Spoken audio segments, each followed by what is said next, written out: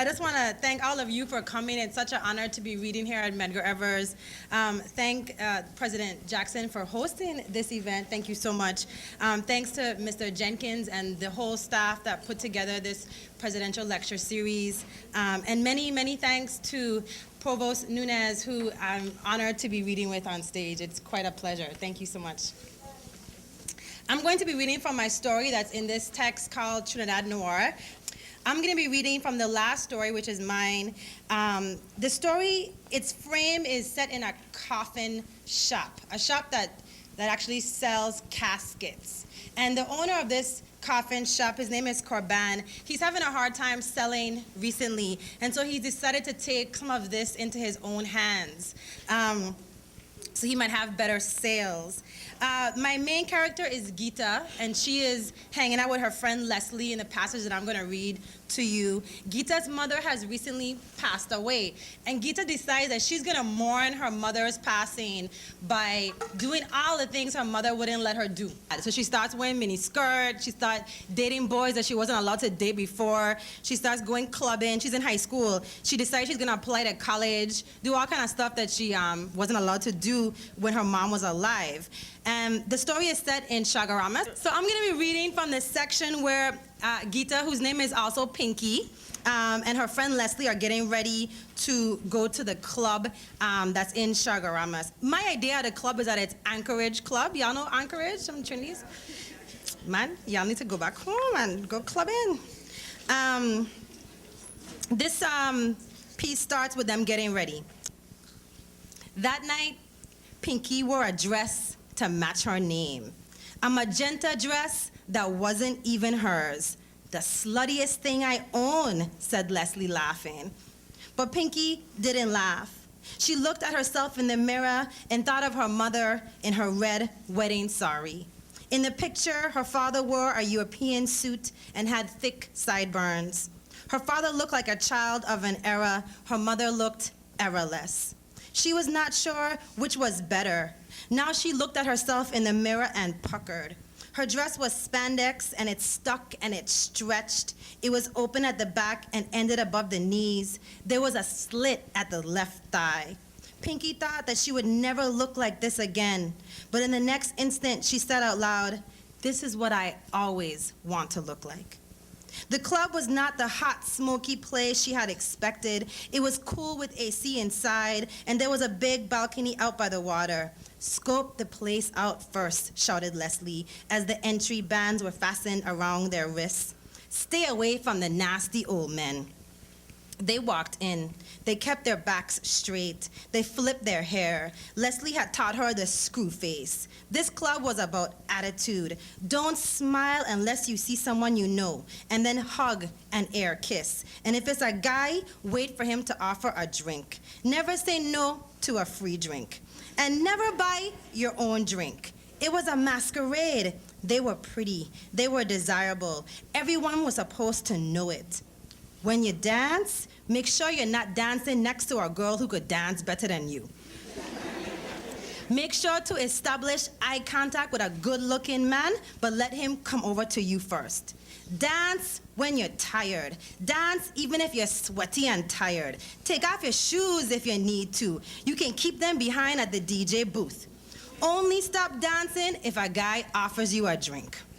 And then ask for something good. What's good? Get like a sex on the beach or a fuzzy navel or a blowjob. No, don't get that. That's taking it too far. Never get what he's having. Mandrakes taste nasty. Like Long Island iced tea, that's disgusting. That's a get drunk drink. You just want to look good when you hold in a glass. In fact, stick to Sex on the Beach. It matches your dress. And me, I'll get Blue Lagoons all night. The old man against the walls watched the girls like a movie. Outside on the deck, Pinky and Leslie drank their colorful drinks bought by forgettable boys and cooled off with the sea breeze. Pinky's hair was plastered onto her face. It wasn't so hot inside, but they had been dancing and sweating. The DJ had played hip-hop and rock, but not calypso yet. Pinky didn't really know how to move to hip-hop or rock. She was waiting for soca. "They play it last," said Leslie. "No, Mateo, Geeta said out loud and felt relieved, and then disappointed by her own relief. No Mateo yet. You wait, girl. Leslie lit a tiny black cigar with a plastic tip. She blew out over the balcony.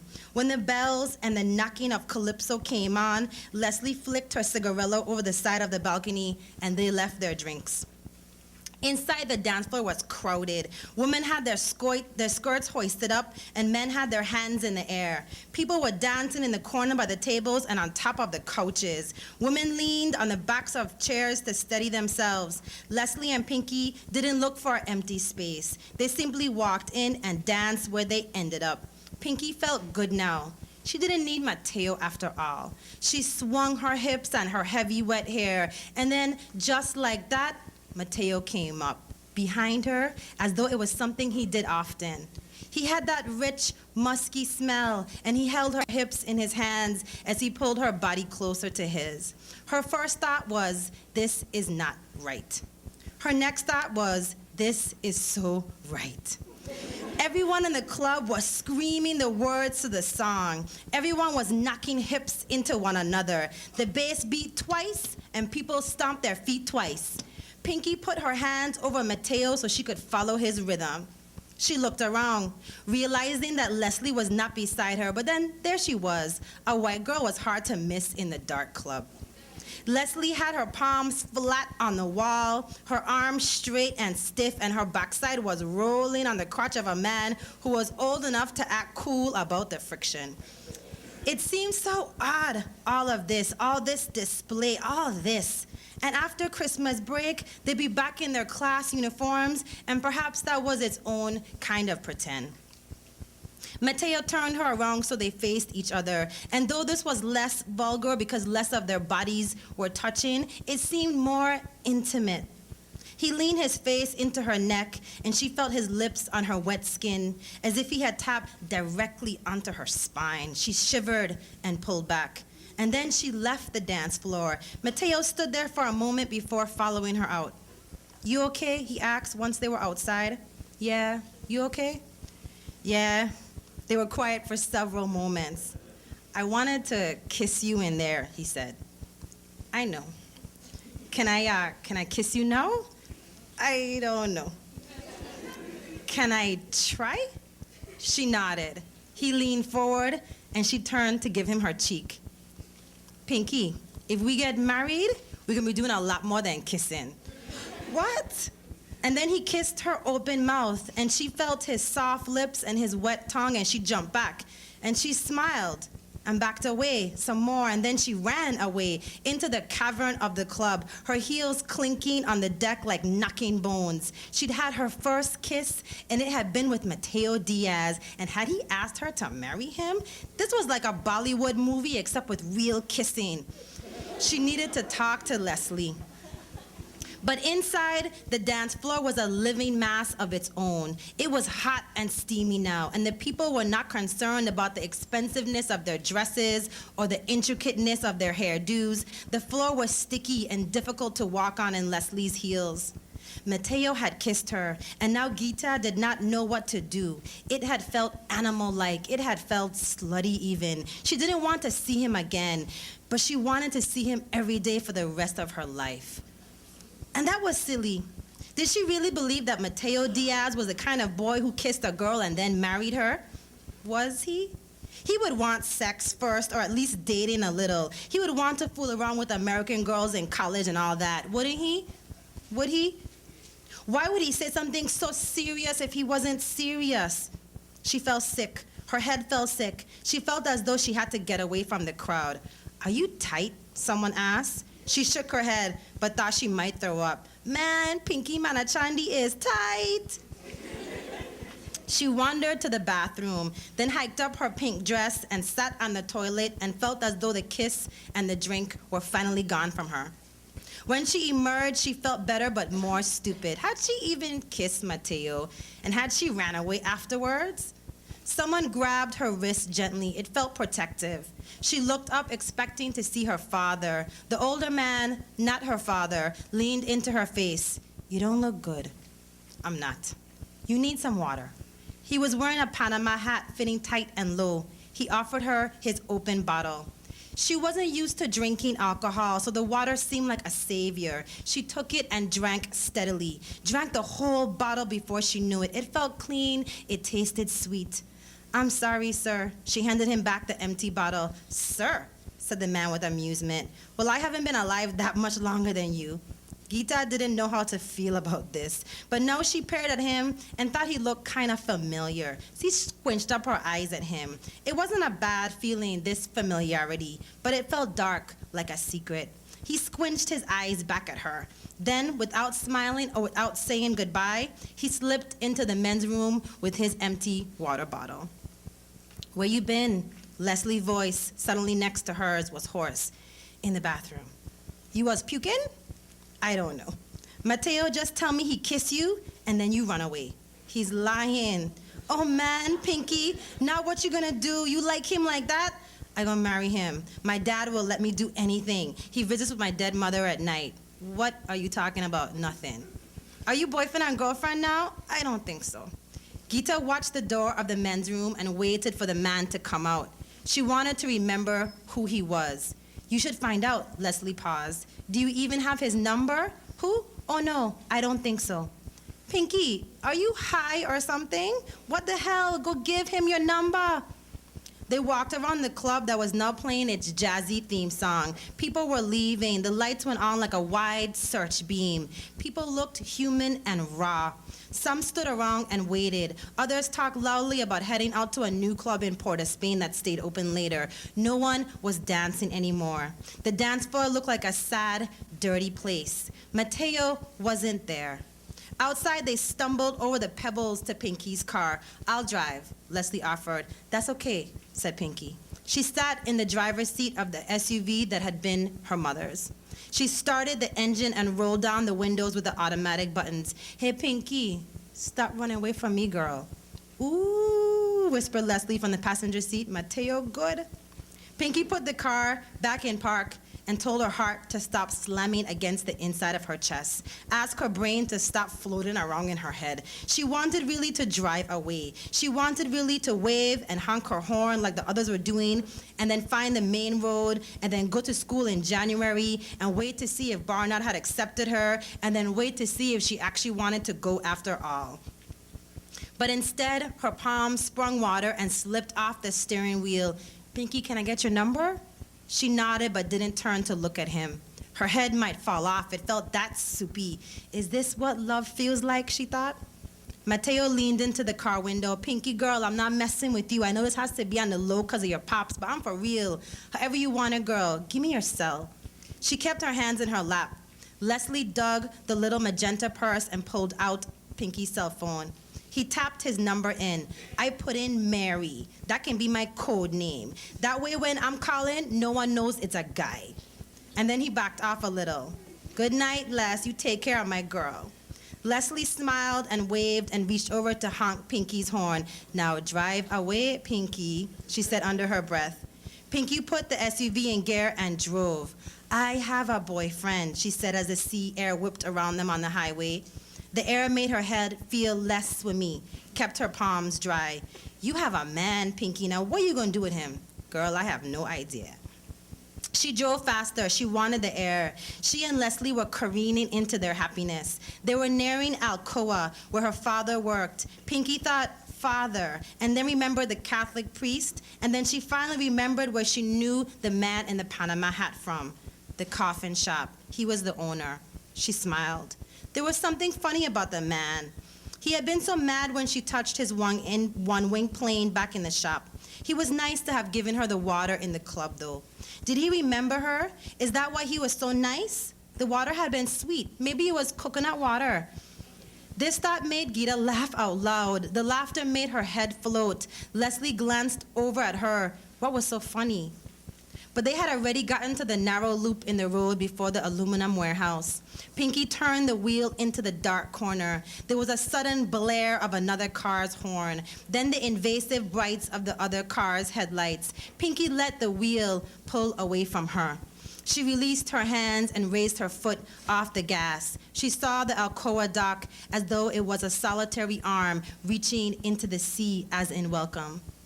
Leslie saw her friend's hand raised above the wheel. She felt the car slam into the railing, felt it lift as though alive, and turn until upside down. Her body stiffened in anticipation. The fear was like metal on her tongue. "Hold on," she tried to scream, "hold on," but the words were too slow. They hit the water like a wall. The wall gave way. Then it was dark, and they were underwater, and they were in a sinking car, and they were upside down. Thank y'all. Good morning. Or I think it's afternoon by now. I was late, sorry. Any Trinidadians here? So you're familiar with the concept of Trinidad time, so. No, really, it's the train. I blame the train. That's my story, and that's right. I'm actually a contributor to the book, and I'm also one of the co-editors. So it was a really exciting trip, you know, doing this this collection. I remember when I first met with the publisher, Johnny Temple of Akashic Books, who is actually here today. And he was talking about doing something called Port of Spain Noir. Akashic Books does this collection of this series of crime stories called Akashic Noir. And they have done Brooklyn Noir, Bronx Noir, Manhattan Noir, San Francisco, London, Dublin. Anybody know Trinidad? You know Port of Spain? How much times Port of Spain could fit into any one of those cities? Plenty, right? So I said, well, I don't know if Port of Spain has enough space, locations, to do the kind of book that you're talking about. So why don't we say, instead of Port of Spain, do the island of Trinidad? And so that's how this book was born. When you do pick it up, you'll notice that the stories are not traditional noir, which is a kind of a gritty crime fiction, often set in urban locations. We've actually got some stories set in the country, in Trinidad. And our stories are not all crime stories. Some of them are more what we call atmospherically noir. And but we've got a lot of good response. I look forward to hearing what you think of it. So without much more blather, I'll read a little bit from my story in the collection, which is called Potluck. Now at this point, my lead character is a guy called Trey. And Trey has what is called a tabanca. Do you know what that is? I'm sorry that you know what that is. Tabanca is a really bad broken heart. The kind where you don't eat. I don't have that kind. The kind where you don't eat and you don't want to see nobody, you don't bathe, I mean, it's terrible, terrible, you know? So he had that tabanca. And he went to deal with his tabanca in the country by his cousin, Danny. And just before this scene, he and Danny were sitting down smoking some marijuana, which is a drug. I'm sure you don't know what it is, but it's a drug. Yeah, I know, you've never heard of it, right? It's terrible. So he was just sitting on the... Control yourself, boy. He's sitting on the beach with his cousin, smoking. And then the cousin leaves and he goes for a walk in the forest. Beyond the road, the San Souci forest towered, dim and green and forbidding. In 2 months, Trey had only been in the forest twice, both times with his cousin. They had gone to find a certain spring which Danny swore had the sweetest water in the world, but they had become lost in the undergrowth and never found it. They made do with the chlorinated water piped in by the public utility, but Trey craved the fresh, untreated water of the spring. He stubbed the cigarette out in the sand and rose, grabbing his board and heading toward the forest in bounding strides. Bareback and barefoot, his lean, muscular body quickly maneuvered the path. His calloused feet barely registered the bumpy pitch of the Toko road before he was in the cool mulch of the forest. It was rainy season, but the ground wasn't sodden, only damp and spongy with fallen leaves and topsoil. He had no idea where he was going, but with a quick glance around for a landmark, Trey moved into the woods. He passed a giant immortelle tree, a clump of stunted cocoa trees, a dead one stretched across what could have been a track. The gloom deepened as he walked, the trees becoming larger and taller, the ground softer and cooler despite the mid-afternoon heat. The light changed. It was somehow brighter, more airy. A sloped clearing appeared, full of lime green leafy shrubs, about a head taller than his 6 feet. "Taras," he breathed, breaking into the space gingerly and leaving his surfboard behind. The weed was planted in even rows, smelling pungent, sweet, musky. As far as he could see, marijuana trees were coming into bloom, their small orange flowers just starting to show, plants ripe for the picking. Making his way through the rows, Trey tenderly brushed the leaves and stems. He almost missed the hut in the center of the field, stumbling when he noticed the galvanized steel sheeting that made up its walls and roof. The double gate, also corrugated sheets of steel, bore a heavy iron padlock threaded through a thick steel chain, looped into a pair of holes in the gates. The message was clear: keep out. To Trey, that was as good as an invitation. He walked the entire field until his feet were sore and covered in mud.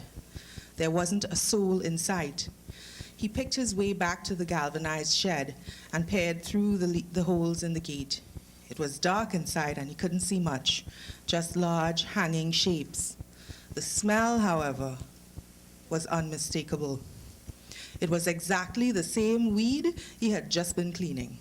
Trey turned and ran for the road, leaving his surfboard behind as a bright orange marker to light his way back to paradise. Sit back, relax. First thing I'm going to tell you is this is fiction, and the I in the story is not this I.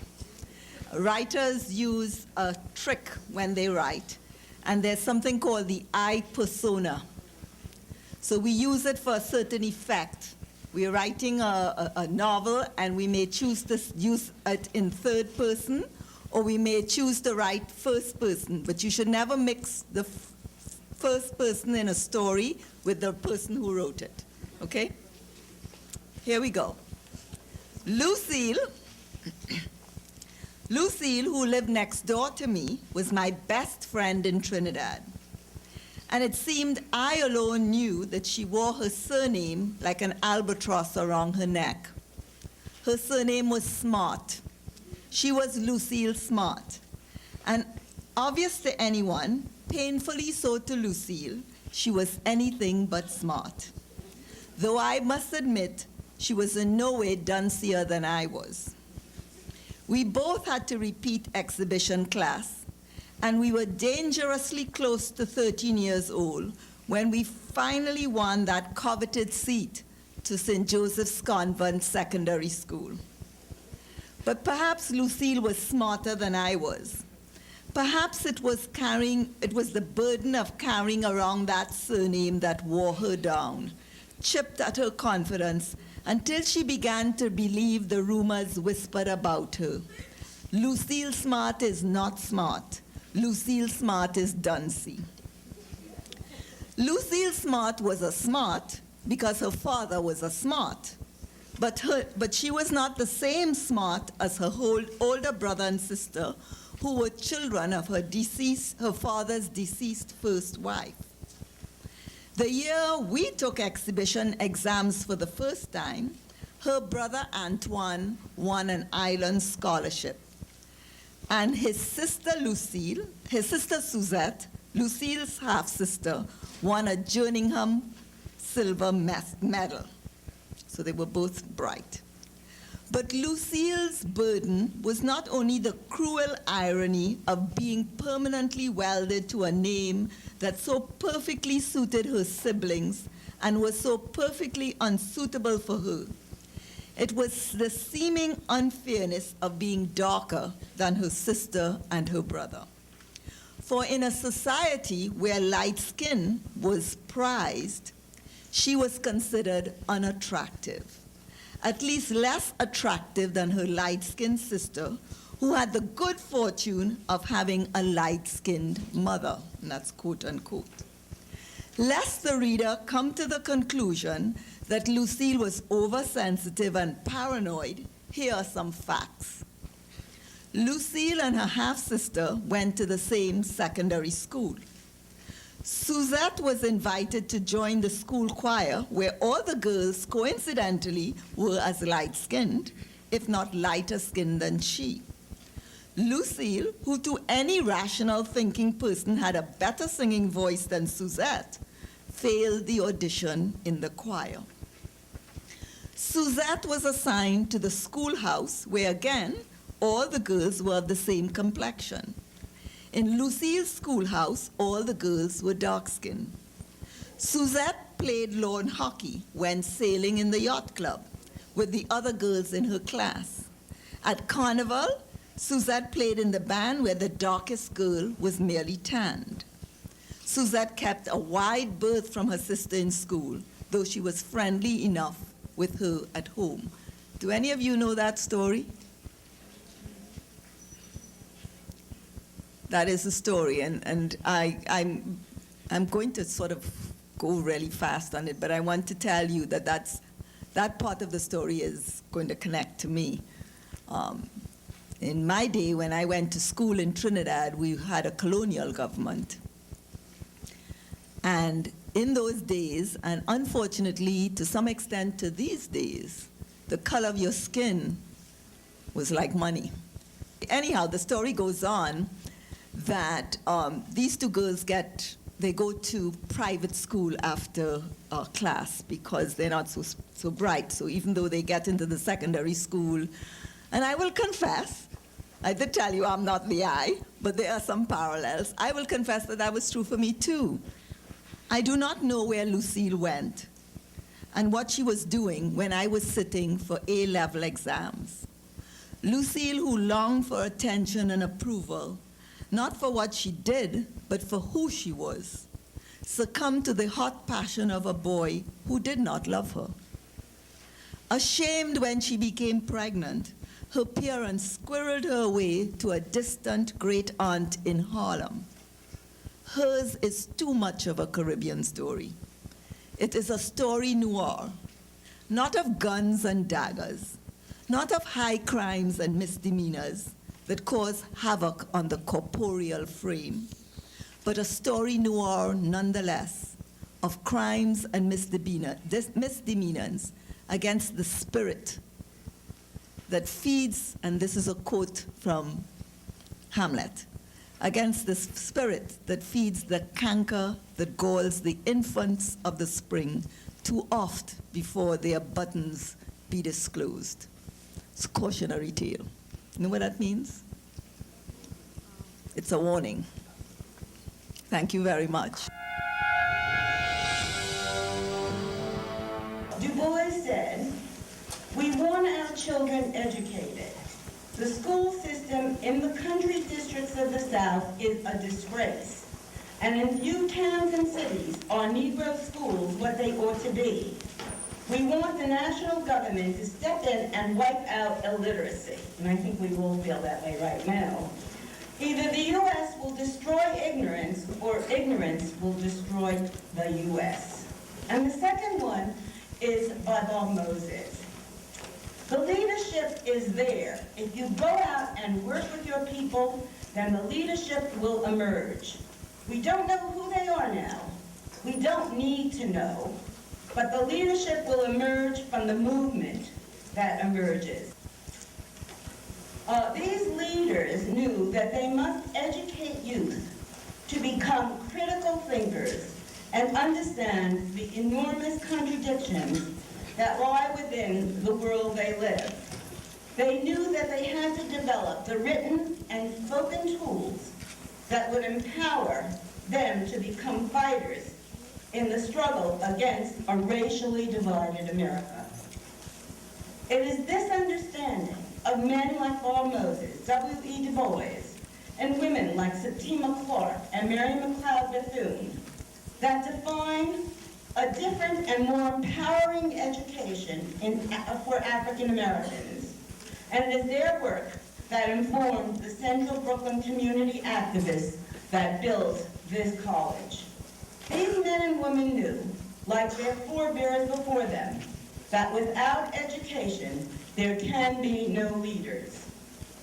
They knew that in a Brooklyn community where there was enormous poverty and where only 4% of the population were professionals, a college was needed to create the talented tenth that Du Bois spoke of, or the leadership that Bob Moses believed was essential to move a community to new levels of achievement. Those Central Brooklyn activists wanted an educated populace who could lead and contribute to the fight for social justice that was taking place in the active and dramatic 60s in New York. They wanted to uplift the community. They wanted to create a radically different New York and a radically different America. Today we do have a somewhat different America, though there's still a lot of work to be done. These founders envision an America where excellent leadership grows out of excellent education, but had little idea that an excellent education would produce the 44th president of the U.S., an African American named Barack Hussein Obama, an intellectually and politically savvy leader. Leadership and the struggle for social justice march hand in hand with education, and it's up to us to continue that march. This is the legacy that our community embraced as they fought tirelessly, without pay, as they met weekly and sometimes nightly, while holding down a full-time job in order to push CUNY, Board of Higher Education, and the New York City politicians for a 4-year college in this community, a college which remains unique in all of CUNY. Our founders were both audacious and visionary, and as students and faculty, we must also be audacious and visionary if we are to continue the tradition out of which we were born. In the second part, I am talking about a little bit about how I came to write this story and the meaning of Medgar to me. Though Dr. Taylor's story and my story are different, in some ways they overlap. Both Dr. Taylor and myself were part of the 60s struggle for more just and equal society, and so we had many overlapping ideas. I came to Medgar Evers College in 1973. And many of you may not have been born then, I believe. Am I right? Okay. With my 2 children, David and Miriam, age 5 and 7. And I say that because I brought my kids to school lots of times when I couldn't get a babysitter, like my students did when I was teaching. I had been born a New Yorker, and like many of my students, were the first in my family to go to college, and the first to obtain a doctorate, a title my parents had no conception of its meaning. They were Russian immigrants and Polish immigrants, respectively. Though they valued a college education, 4 years was enough, they said. Time to stay home and raise my kids. But this was not my vision. And so after finishing my coursework at Ohio State University, I came to Medgar. It was at Medgar Evers College that this Brooklyn Jewish girl found meaning and a home. So much of the world at Medgar reminded me of the Brooklyn I knew, and was more comforting than the colder world, Anglo-Saxon world of Ohio State University Graduate School, where my look and style was always somewhat different and somewhat odd. Here, everyone talked with their hands, like I did, had very curly hair, like I did, always hugged and kissed when meeting and saying goodbye, like I did, and always liked a lot of good food at events, like I did. In the 70s, life at Medgar was hectic as we struggled against the imposition of tuition on CUNY. I don't know how many of you know this, but CUNY was free until 1976, I believe. Totally free. Totally free. And I went to Brooklyn College and paid $12 a semester, so that is pretty much free, right? Okay. And against reversing the work, and we also fought against reversing the work of the founders. And they were trying to make Medgar a 2-year college instead of a 4-year college, which they succeeded in doing for a short time, and then we got our 4-year status back. While we lost these struggles at the beginning, we never gave up as we continued to build a school that empowered students to know their own history and culture and to become actors in making this school, the community, and this country a better place for all. Dr. Taylor and I came together when we team taught a course in the history of education and worked with books like Miseducation of the Negro and Pedagogy of the Oppressed. We also worked on the struggle of 1982 to create a child care center and to rid the college of a president who had lost sight of the founders' mission. While these struggles created a powerful bond with each other and the institution, it was you, the students, who have inspired me the most, as I came to understand the depths of your struggles to get an education. There was Lionel, an A student who sometimes slept in class. I'm sure some of you have done that too. As he struggled with 3 jobs, attending college and raising a family. Or Jacques, the student who had been a lawyer in Haiti, fought against Papa Doc and had to leave his country to start all over again in order to get a job in America. Or Wanda, who was killed 3 months before graduation, as she laid on top of her children to protect them from the crossfire of the housing project she lived in. It was the world of these students, their commitment and dedication, their deep humanity and struggle that provided me with the inspiration that ultimately led to the creation of this book. Through these student stories, I learned the profound meaning of racism and struggle. I connected to that fight against racial injustice through my own world, where members of my family had been killed in Europe because they were Jewish, or cousins who came to stay with me and had numbers on their arms, and were unable to talk about the horrors they had witnessed in the name of Aryan supremacy. And I connected because of my own mother, who woke up in the night in distress as she dreamt of the killings in her town as Russian soldiers rode through on horseback, killing Jews.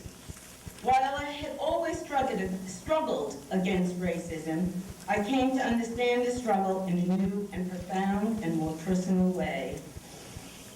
As I became more personally connected to the lives of my students, my love and respect for the college grew over the 34 years I spent here, and because of this love and respect, and because of the importance of this college to the community, that led me to team up with a colleague and friend whose work I greatly respected, so as to write this book. I see this book as an ode to the founders who sacrificed so much so they can come to this place to make a better life for themselves and their community. The story of this college is an important story that must be shared. It is a story of how a community's struggle can change the lives of its members and bring, as President Barack Obama states, the audacity of hope to all. Thank you.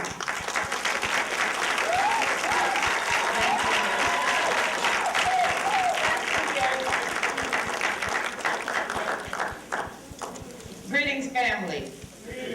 I have to say family because this is like homecoming. I have moved from New York. I currently live in Florida, which is sunny and warm right now.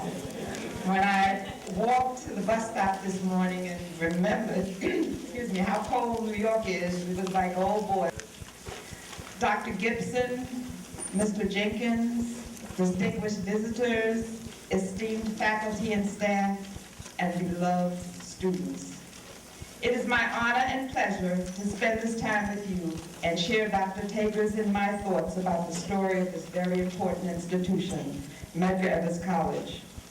For those of you who do not know, I taught at Medgar Evers College for 25 years before retiring in 2003. During that time, I grew to love the college, and in particular, its students. I came to the college from Brooklyn College, a place where I taught what is referred to there as Africana Studies. My office became a meeting place for so many students who felt a sense of alienation at that college, and I always felt a need to work with the Black Student Union and the Caribbean Student Union to bring social, cultural, political programs on campus, which would help students to grow.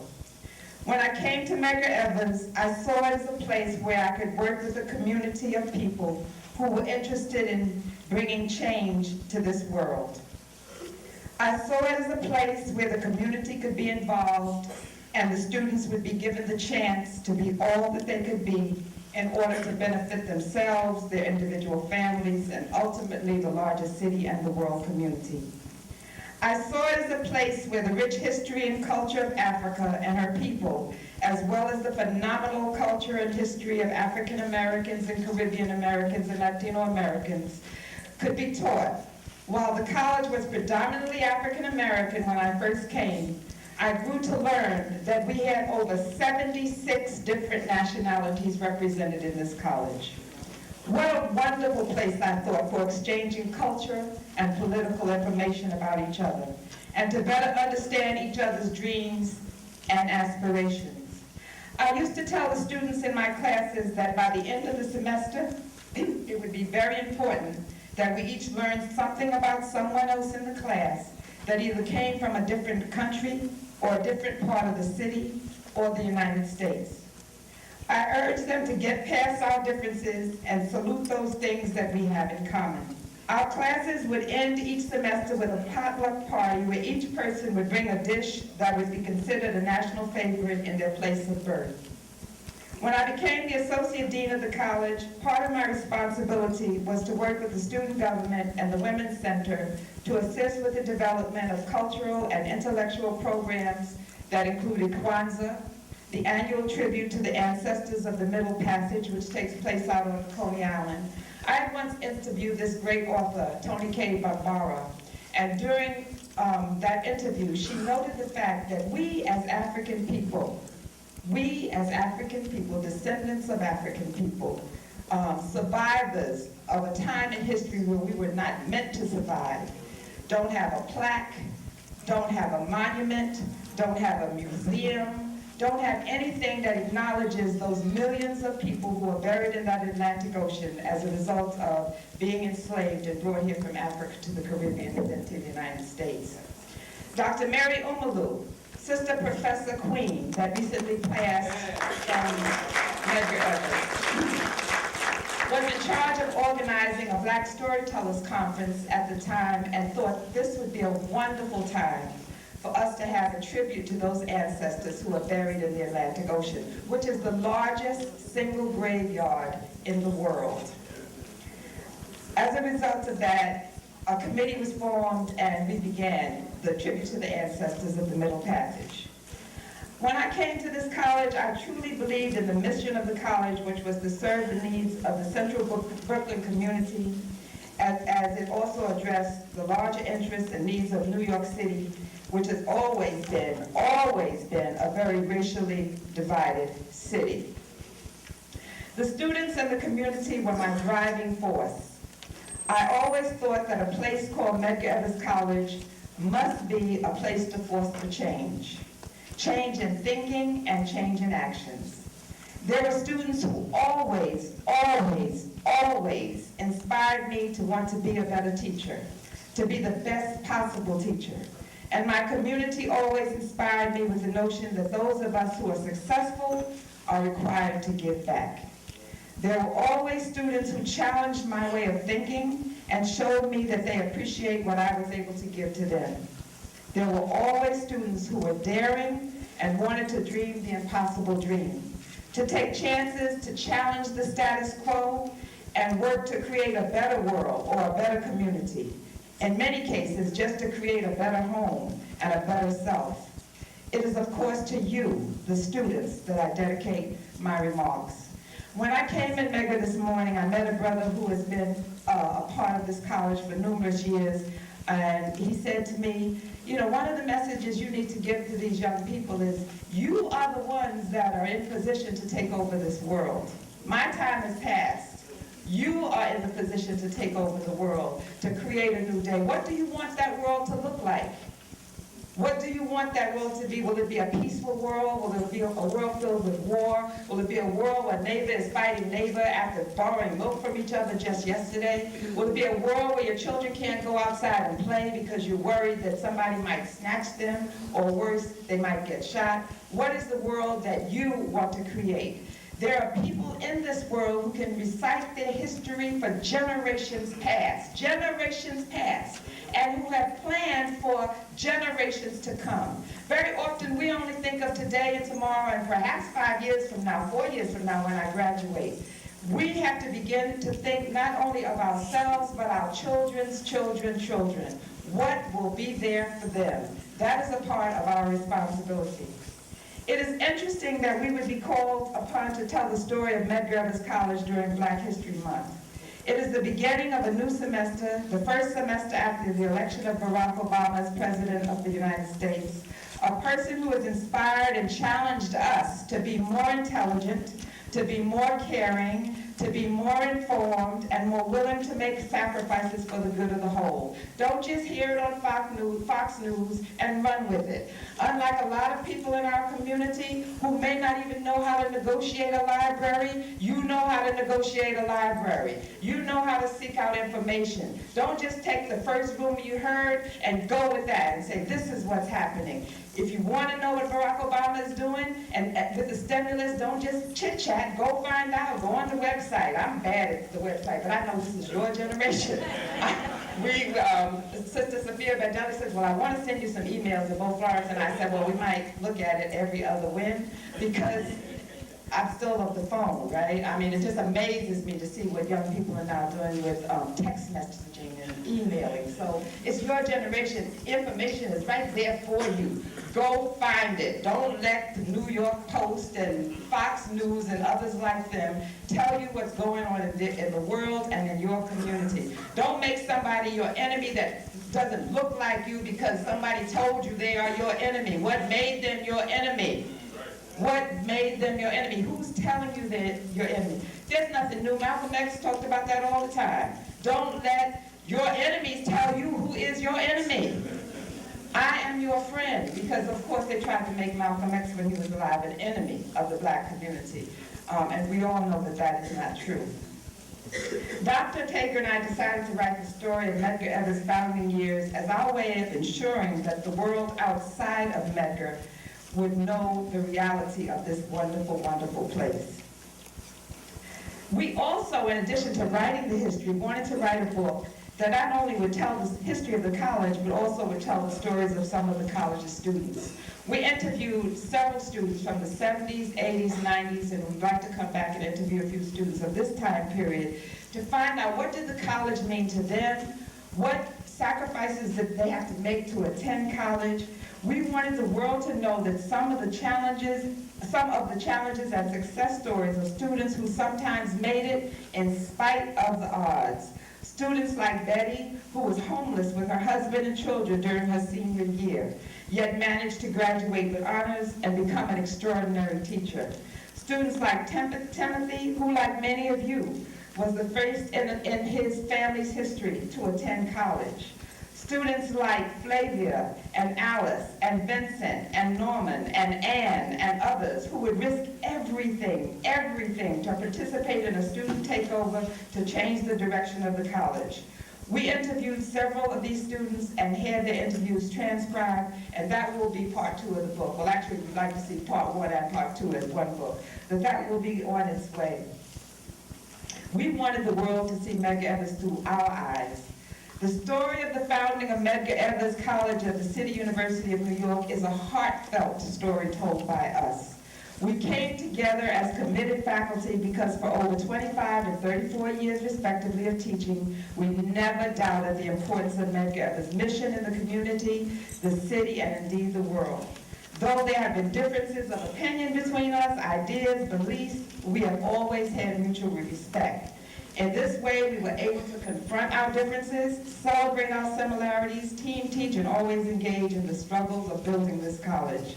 We contend that while the story of the college is of particular importance to Medgar Evers College family and community, it is also pertinent to all impoverished communities struggling around the world to build institutions that inspire community well-being. The short version of this amazing story is a community meets and demands the establishment of this college. A united community negotiating team confronts the Board of Higher Education and city politicians and racism, and eventually an agreement was reached that the college would be created. Work began, yet there were always tensions as members of the board were not totally in agreement with this college being created in what they considered a slum. While members of the negotiating team, headed by Assemblyman Al Vann, insisted that there would be a college and it must be created to serve the needs of the community as defined by the community itself. When you read this story, one thing that you are certain to learn is the importance of organizing as it relates to our community. I think that one of the most astounding examples of the importance of organization in our recent history has been the organizing done by President Barack Obama.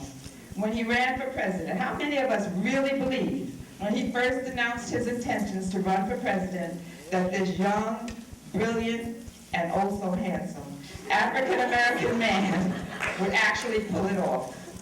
One of the most important ingredients to his success was his organizing skills.